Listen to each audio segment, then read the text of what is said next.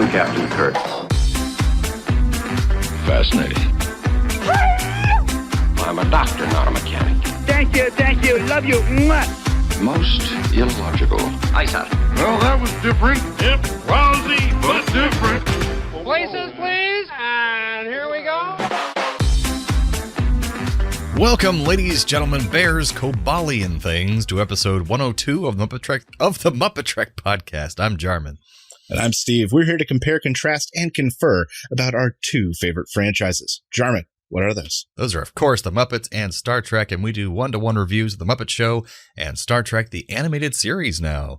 And this week, we have special Muppet Show guest Shirley Bassey, an animated series episode, How Sharper Than a Serpent's Tooth. Its tooth is a mouthful. It sure is. It's certainly toothsome. Oh, gosh. Oh, and so, Steve, tell us about this guest star, Shirley Bassey. Who is this person? That is Dame Shirley Bassey, I'll have you know. She is a Welsh singer who provided the voice of 3 James Bond movie themes. Oh, which ones? Goldfinger was one of them, which we got at the end of this movie. Oh, okay. Queen Elizabeth II made her a dame in 1999. And while she never quite made the splash on this side of the pond, in the UK, she's huge. And she has had 27 top 40 hits in the UK. Wow. Who would have thought? Right. She's a huge chart topper over there. We know her from James Bond films. Right. That's what our audience knows her from. But what's she up to this week on The Muppet Show? Well, backstage, Pops greets Shirley and asks her to brush his rat. So that was weird. Kermit sends out the dancing sacks. Scooter tells Kermit that they only have rust-colored paint for the Goldfinger number. Big problem. Scooter then gets someone to lend the show millions of dollars in gold bars. And Fozzie visits Shirley's dressing room. They talk about money. Shirley breaks into pennies from heaven. Monies literally rain from above as Muppets demonstrate that they have no idea of personal space and just flood into her dressing room. On stage this week, presumably what the audience saw, is Kermit introduces Shirley Bassey, but first we get the Barnyard Boogie. It's a hip-hopping number featuring various barnyard animals. And then after that, some sax come out on the stage, and whatever act they perform is terrible. Kermit then introduces Shirley, who sings Fire Down Below. It's kind of like a sultry number, and Shirley causes several OSHA violations at a gold plant. Then we visit Muppet Labs, where Dr. Bunsen Honeydew is doing alchemy and turning gold into cottage cheese. As always, Beaker bears the brunt of his folly. Up next, we get 2 pink creatures, kazoos, performing Isn't This a Lovely Day? It's a tune you've probably heard, and it's a nice instrumental piece which ends with like a head injury, as any good Muppet number does. Of course. In front of the stage, then, down in the band pit, the band plays a jazzy tune, After You've Gone, and we find out that Janice plays the banjo. Mm-hmm. Kermit is not the only banjo player. This is now canon. We get a Muppet News flash about the gold being at the show, and the newsman warns about the dire consequences should anyone touch it. He then lays a finger on it, and he gets physically assaulted by a guard. And the doctor is called in, and thankfully the gold is all right. Gonzo then hits the stage. Rolf and a violinist play this classic song, Lieberstrom. Gonzo sword fights a crab, and then the violinist. Kermit introduces Shirley one last time. She performs Goldfinger with a pile of gold behind her. Link Hogthrob leads some pigs in an Ocean 11-style heist in the background as she sings.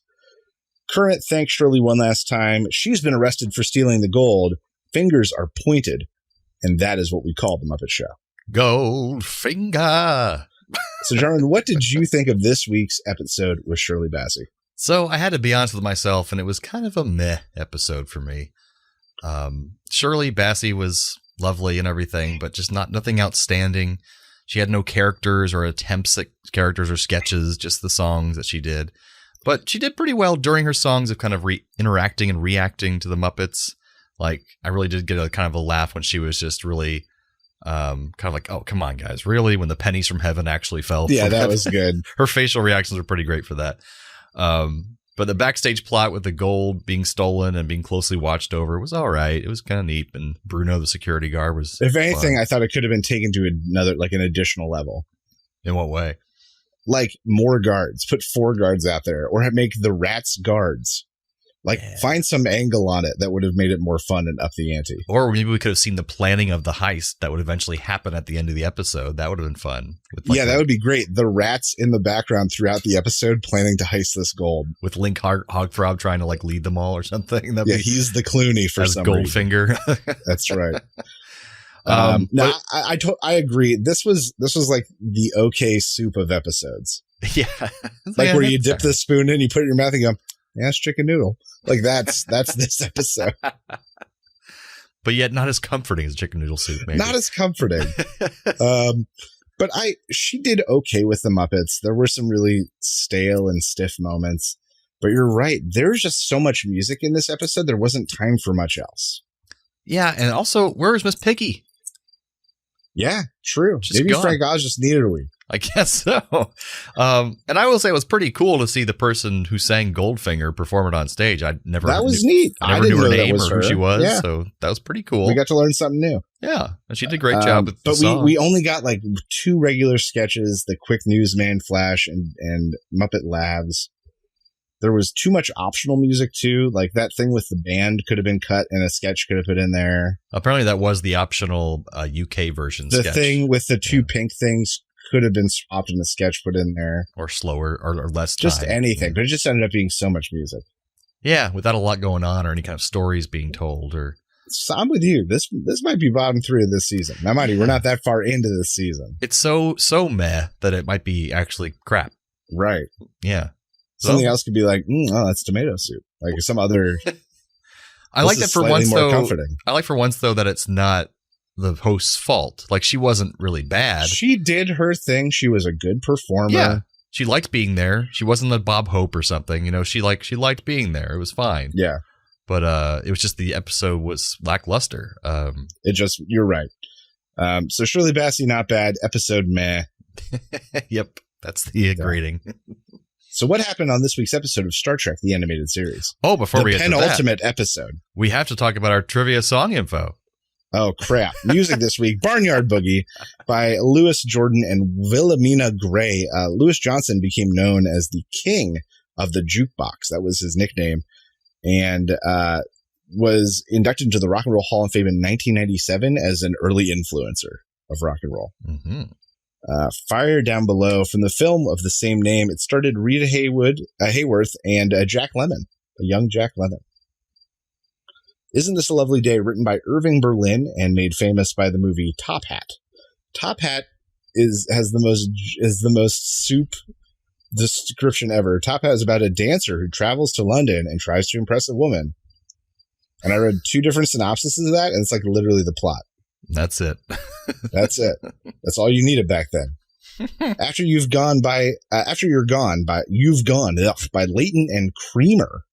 The 4 opening notes were the exact same as the hit song Peg of My Heart. And at the time, it was apparently really common for songwriters to steal the opening 4 notes of other popular songs, basically to like trick people into listening to their song. Oh. And little personal trivia note, I played After You've Gone in jazz band in high school. Nice. Yeah. Pennies from Heaven by Johnston and Burke. It's from a Bing Crosby movie of the same name. And in Pennies from Heaven, another one where I just didn't know what it was about. A singer goes to jail on a bum charge and agrees to look out for the family of a death row inmate. He gets out, tries to help the younger sister and her very old, decrepit father. He meets a beautiful social worker who tries to have the girl removed from their living situation, and then they fall in love. Convoluted. Yeah. Liebestrom by Franz Liszt. He was a Hungarian composer, and anytime these classic, I always look how they died, because that's always in this era. It's crazy. So he fell down some stairs at a hotel. Oh, geez.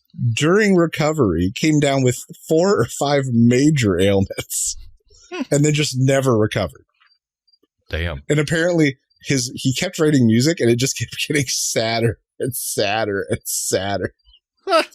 That's so mean. And then Goldfinger, performed by in the movie for the movie by Shirley Bassey. It was number 3 in AFI's top 100 songs from cinema. Wow, I could see it. So, John, what did you think was the best Muppeteering moment this week? So I know you said it was a scene that should be cut, and I agree that it wasn't exactly the most entertaining, but the Muppet Orchestra performing After You've Gone, it really is impressive, deceptively impressive, how, if you watch closely, how each performer is really trying to match what it would really look like if they were playing that song. The trombone is moving when the notes are supposed to be moving. The drum player, the guitar players, everybody's like a trumpet player. They're moving with the music so well that they had to have practiced that a ton and looked at the music, listened to it.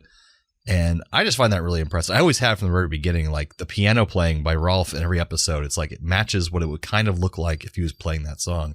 And so I just thought that was really impressive on all of their parts. Not necessarily the most entertaining to watch, but impressive. Well, it's funny you say that because mine is another one that I said could have gone and another sketch with there. And I really enjoyed the Fazoobs. Yeah. The fact that there was just this old song and this sketch had to tell a story and sell it. And there was comedy and it was just two performers owning the stage as weird pink things was just great. And it really captured me for that amount of time. And I couldn't tell how they were managing to pull off catching the ball every time in its head. That was very impressive. There's a good chance, I don't want to say for sure, that there was someone up above just out of camera, 18 inches up. Because you got to figure the clearance on these things is really not that big. They trick you with scale.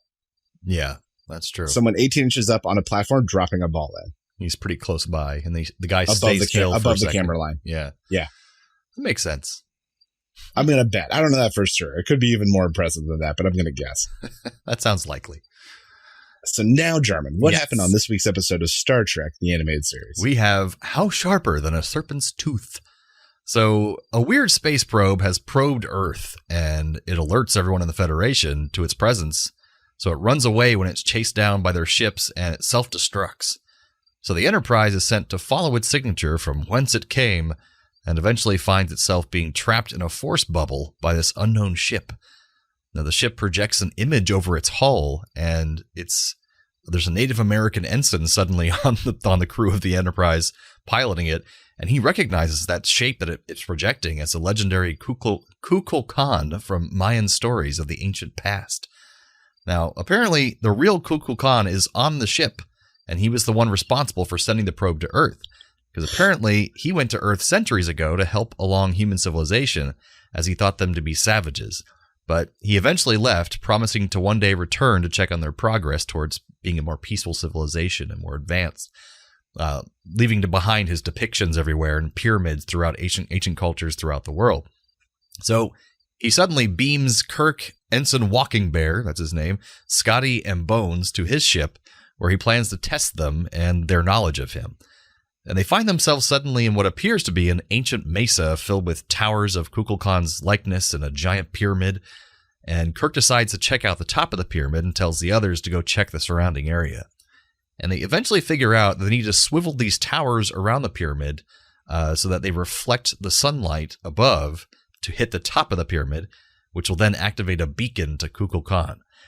So suddenly, as they do that, he appears before them and begins to talk to them, finding out they no longer remember very much about him, which pisses him off. So he brings them to his alien zoo aboard his ship, where he keeps these creatures he's found across the universe in these tiny little glass cages. But he makes their minds believe they are in a peaceful paradise, like an illusion, basically. So they're all sleeping there peacefully. And he says he's very disappointed in humanity, and he doesn't think that they have progressed beyond when he left them. And he thinks they should join the other animals in their cages. So they should all just live fake paradises in their minds. So they will be more peaceful. But meanwhile, back on the Enterprise, Spock and Uhura try to figure out how to get out of the force bubble that Kukulkan placed them in. And Spock figures out a warp slingshot of sorts should do it. And they successfully escape using this warp slingshot effect. Back on Kukulkan's ship, Kirk is still trying to reason with him, but Kukulkan won't have it. Kukulkan then senses that the Enterprise has escaped his force bubble, so he's about to attack them with his ship. So that just then, Kirk and his crew jump into action to distract him. They start freeing the animals from their paradise cages, including a super dangerous electric cat. And this distracts Kukulkan enough that the Enterprise is able to shoot his ship. Now, the super dangerous electric cat is about to take down Kukulkan, but Kirk saves him by tranquilizing the cat. And Kirk then reasons with him that, see, we're not just primitive savages anymore. I saved you when I didn't have to, and we outsmarted you by escaping your force bubble, basically. So Kukulkan realizes they don't need his guidance anymore, and he lets them leave, promising to leave humanity alone for now. So that's the episode. Steve, what'd you think about it? All right. So this is my favorite episode. What? Maybe of the animated and the original series. Holy crap. I kid you not. This episode was insane. It had so much stuff. It had lore dumps.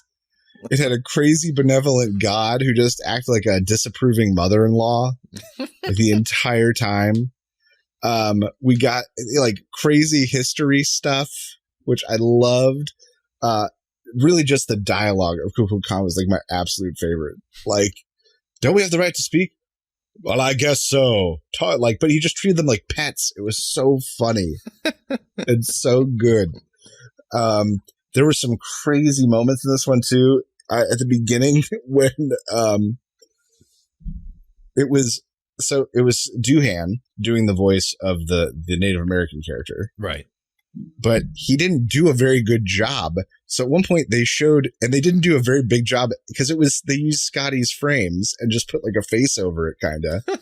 And so Tata went, why the hell did Scotty just talk like that? But I had to rewind it twice to figure out that wasn't supposed to be Scotty. He calls him Walking Bear. I know. He calls him Walking Bear, but the voice that came out was Doohan's. And they used Scotty's figure.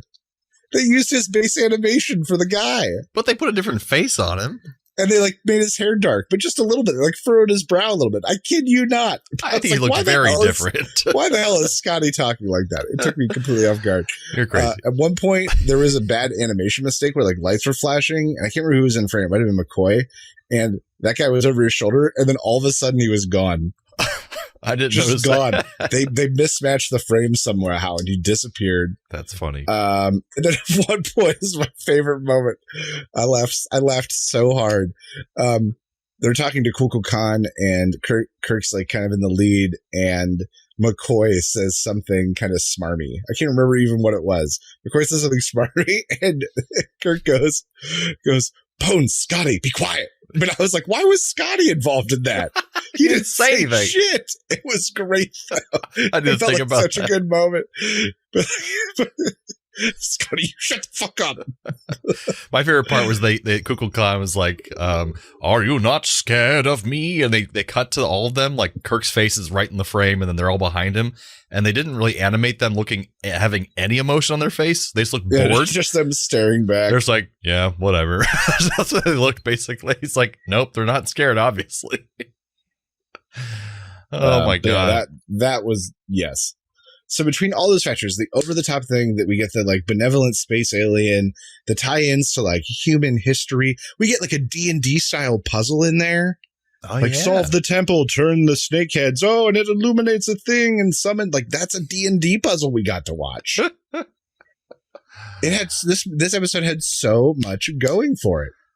Wow, I was not expecting that. And Spock was removed from the picture because Spock was back on the ship, I think. Mm-hmm. Right? Yeah. So because of that, there wasn't logical Spock down there to ruin the whole thing with explanations. It got to be a crazy episode. He couldn't fix everything immediately. He wasn't there to ruin this amazing thing that was happening. Oh, man. So between all of those things, this is thus far, maybe the next one's going to change my mind. This is definitively my favorite episode of the animated series, and maybe of the entire original series canon. That's insane.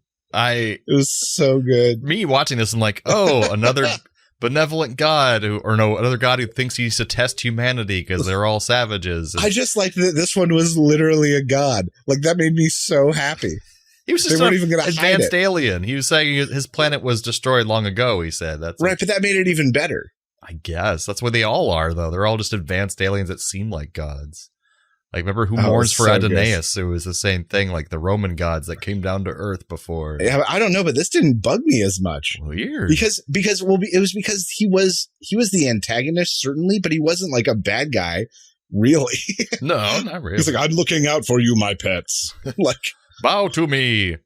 Even if you hate me, I don't care. Let me feel your hate. Yeah. We don't hate you. But even that was like, he was like a big, dumb adult child, kind of. Yeah, that's not true. That's true. So for whatever reason, I found that additionally charming. At first watching it, it was like, oh, convenient Native American is so convenient. Because like they ran to Kukulkan and there's a Native American suddenly piloting your ship. But it makes more sense when I get to trivia later why that happened. But just watching it on its own, I was like, that's really silly. But yeah, for me, it was just a meh episode because I was just like, I thought it was cool that they could have so many of the cool alien creatures. Well, all the cool alien creatures and Kukulkan himself. It was cool they could show that because they couldn't do that in the original series. No, they couldn't have done any of that. Right. So that was pretty cool. None of it. I did like that aspect of it, that we could see these weird, funky creatures. One of them looked like they're from Kuzbane, actually. A little bit. I can see that. Yeah. That's a connection right there I didn't think of. So for me, this is a very meh episode, but maybe one of Steven's favorites of all time. I can't believe it. No doubt. Between how over the top it was and those funny little moments, like this, even though I love it, it might not be for the right reasons. Like I love that guy just disappeared. No one caught it. I love that Kirk just told Scotty to shut the hell up and he hadn't said it. Like I love those, and all those add up to me loving this episode. So you love the continuity errors is what you like. No, but I also love the human history thing and that he's such an advance that they thought he was a god and he was trying to get them to build this thing, but none of them got it right. And then the D&D, but like all of those things were just so good Fair enough. for me, for whatever reason. All right, well, some trivia for this episode. I got some good stuff on this one, actually. Usually there's like one or two things I can find in the animated Usually series. this is terrible. So the title, as I mentioned in the episode, was based on William Shakespeare's play King Lear in Act 1, Scene 4, where he says, "How sharper than a serpent's tooth is it to have a thankless child?" This was the first episode to feature the appearance of a Native American starship crew member on Star Trek in Ensign Walking Bear. Then we would, of course, later on have Chakotay on Voyager, which Steve will get to eventually, who's a main character who's a Native American. The second in command, right? That's right. Janeway? To Janeway, yeah. Yeah, nailed it. Good job. The plot point about Kukulkan actually being an alien life form was inspired by the Eric von Daniken book, Chariot of the Gods, which I know a lot about, unfortunately, because of my paranormal interest. Especially claims like Indian sites in Peru having actually been created by aliens as methods of communication. And now there's actually a documentary on Netflix by a guy named Graham Hancock, who's kind of a pompous ass, but he thinks that all archaeologists are wrong and that all societies are connected, ancient civilizations are connected by a dragon or serpent creature, which relates back to Eric von Daniken and this whole thing about Kukulkan and Quetzalcoatl. They could all be the same person or alien race that was around advancing our civilizations. The character Kukulkan is one of several examples of an exotic non-humanoid alien that would not have been possible in the live-action series, and his ship would have been quite difficult to depict as well with that effect on it and everything, which is pretty cool. One of the co-writers of this is how we make sense of the Native American being on the ship. One of the co-writers of this was actually Native American, Russell Bates, and D.C. Fontana, longtime writer of the Star Trek series, had always encouraged him to write a story based on the legends of his people. So this is what kind of came out of that. But the episode was also influenced by the death of Gene L. Kuhn, who you'll always see like in the opening and closing credits. He was a longtime writer, producer of the show, of the original series as well. What was that? Russell Bates had a close professional relationship with him, and he says, "I made up my mind then when Gene Kuhn died, that my next try at the animated series Trek would be in honor of the tribute to Gene Kuhn's memory. So he made an episode like Who Mourns for Adonais because Gene Kuhn wrote Who Mourns for Adonais. So that's why it was similar to that and related to his Native American history, which is pretty cool. Got it. Because neither David Weiss or Russell Bates, two of the writers producers on this, were at William Shatner's recording session, the writers were unable to monitor his pronunciation of Kukulkan's name. Consequently, Shatner mispronounces the moniker as Kukulkan throughout the episode. I thought he was saying Kubla Khan repeatedly, in fact. He did. That's why when I was just looking up the name, I went, what? Yeah, he says Kukulkan instead of Kukulkan, despite the other characters pronouncing the name correctly because they were all in the same studio together recording this, but William Shatner was in New York at the time, so he had to record separately from everybody. and no one told him he was saying it wrong. So he was just like, Kukulkan. Sabotage. Sabotage. That's trivia for that. So what's our Trek Connection Muppet Connections this time around? Okay, so first one, both Shirley Bassey and Leonard Nimoy covered the song Sunny. Sunny. Leonard Nimoy's very weird musical career has saved my ass on so many of these. You're not wrong. And then, so this is kind of connection. So Shirley Bassey was the voice of 3 of the Bond songs, including Goldfinger, which was featured on this. In the Star Trek Discovery, Star Trek Deep Space Nine, I'm wrong. In the episode Our Man Bashir. Yes. It is entirely themed and inspired by James Bond films. That's true. MGM was apparently pissed and had lawyers send a stern letter to the producers of the show, just warning them about their homage and that they may have taken it too far. I have the whole soundtrack to that episode on my computer, and there's a lot of little riffs that kind of like almost hint to the James Bond theme and then disappear. Star Trek homaged so hard that they almost got sued. They got a don't do it again. That makes sense. So those are my 2 Trek connections. Well, there should be more connections because these are the same episode, and boy, do I have some similarities. Mm-hmm. Both feature people with exotic pets. Kukulkan with his menagerie of pets, and Shirley Bassey with her crocodile. Okay. That's something similar. Both feature rare things in captivity. The big cat beast in its cage and the gold pile in the vault. That's true. Both feature an overlord forcing their underlings to make things out of gold. You have Kukulkan with the ancient people of Earth, and Shirley Bassey with her gold sweatshop factory that she had. With all those dudes. That's right. Both feature surprising reveals. The space cod being responsible for multiple early societies, and the fact that Janice plays the banjo. Big reveals. Both contain strange space creatures. The menagerie of Zoo Kukulkan had and also the Fazoobs from Planet Kuzbane performing on stage at the Muppet Theater. And last one I have here is both have someone accusing someone of something they are innocent of. We have Kukulkan accusing Kirk and humans of still being warmongers and violent, and then security guard Bruno accusing Kermit and Shirley Bassey of stealing the gold when they didn't. Man, baseless accusation. Baseless. Oh, God. Transporter malfunction. Transporter malfunction. All right, it's part of the show where we transport one character from one episode to the other and vice versa. So what you got for us, Steve? Did you find something? Muppets this week. I'm going to bring over the snake god, Kukulkan, and replace Shirley Bassey in Goldfinger, with it guarding its hoard of gold, and then Link Hogthrob and the pig sneaking in behind it as it tries to guard and judge everyone.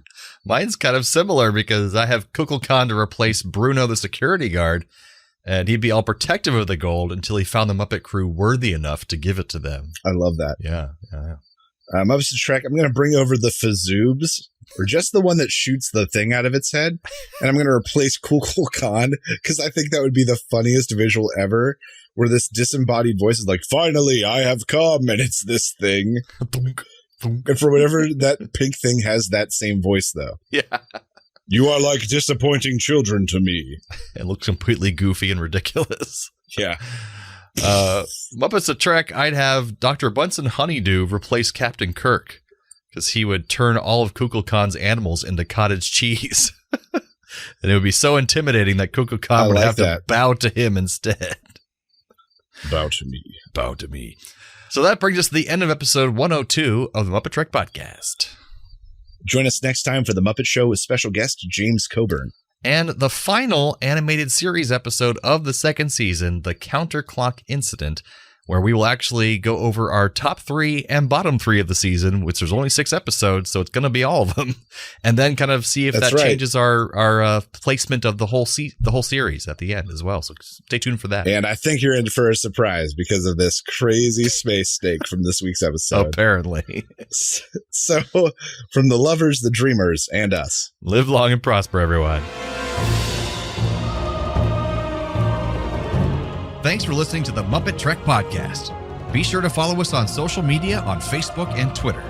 Subscribe to us on Apple Podcasts, YouTube, Spotify, or your favorite podcast platform. This podcast has been brought to you by A Play on Nerds.